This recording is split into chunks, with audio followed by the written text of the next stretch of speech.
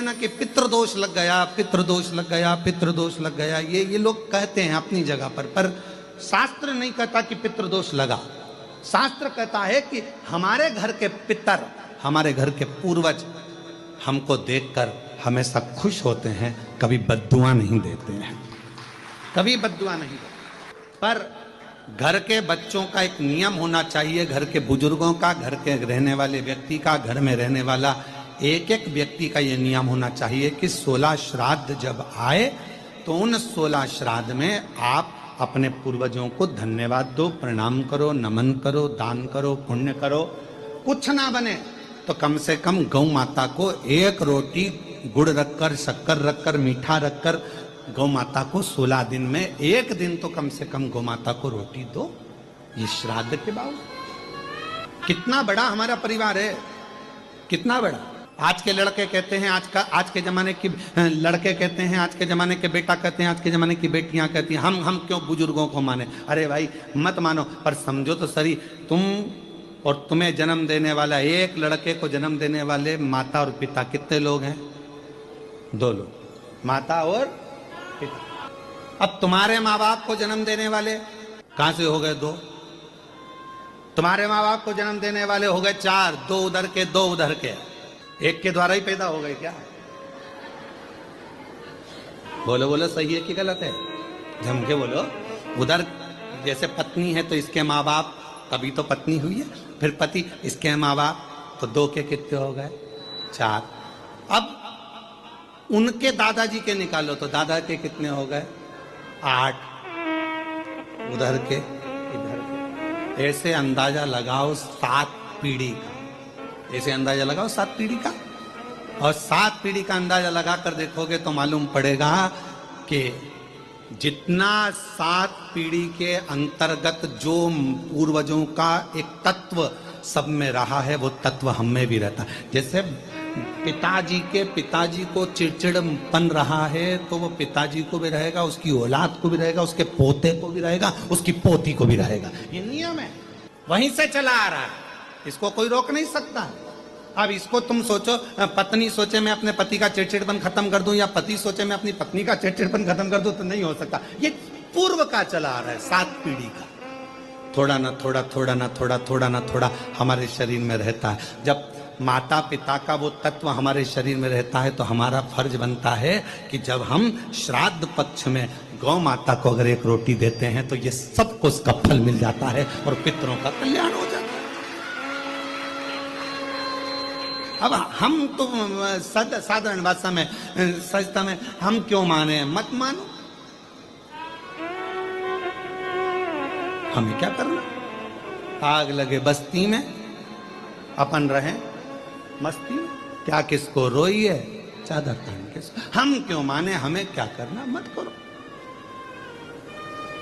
वो क्या बोलते हैं, आई डोंट माइंड, हमें क्या करना?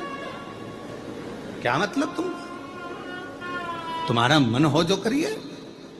पर निवेदन है, बिना आप उस बखाड़े को क्यों कहता? 7 पीढ़ी, 7 पीढ़ी में हजारों लोग, और एक घर का एक बेटा यदि श्राद्ध पक्ष में गौ माता को एक रोटी देता है, किसी संत, साधु, ब्राह्मण, तपस्वी, साधक, उपासक को एक अन्न का निवाला देता है तो उसका फल पूरों को प्राप्त हो जाता है। और इससे ज्यादा, बेटे से ज्यादा फल एक लड़की, एक बहू को प्राप्त होता है।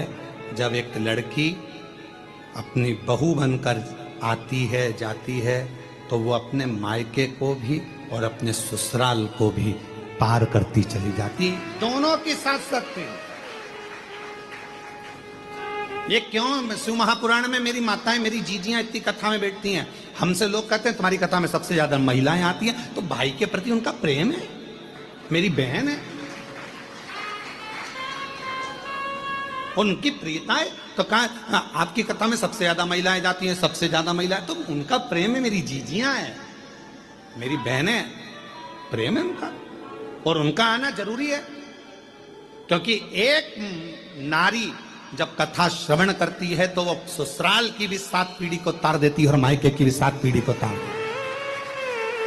हमको ये महसूस होता है कि लोग कहते हैं कि शिव महापुराण की कथा में दुनिया के लोग जाकर बैठते हैं तो उनका काम क्यों हो जाता है, तो हमको इसलिए लगता है कि इतने सारे शिव भक्तों में कोई ना कोई भक्त एक ऐसा आता है जिसके लिए शंकर अपना कैलाश छोड़कर यहां तक आता है।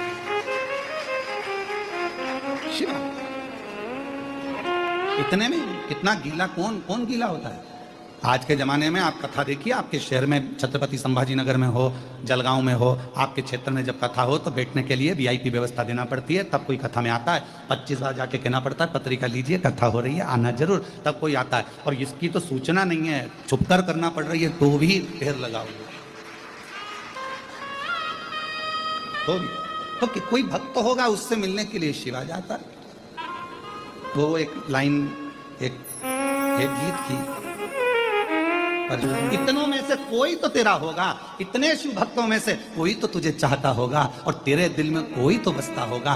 कहा नामदेव, तुकाराम, मीराबाई, कर्माबाई, नरसिंह मेहता, प्रहलाद, ध्रुव, इन सब के किसी के लिए तो तू पृथ्वी पर वापिस आ जा, इन शिव भक्तों के लिए आ और एक बार दर्शन देकर चले जा, तो हमको भी दर्शन, इनके लिए आएगा तो हमको भी दर्शन होगा।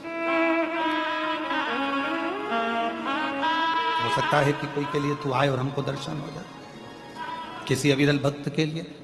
एक बेटी ने पत्र लिखा,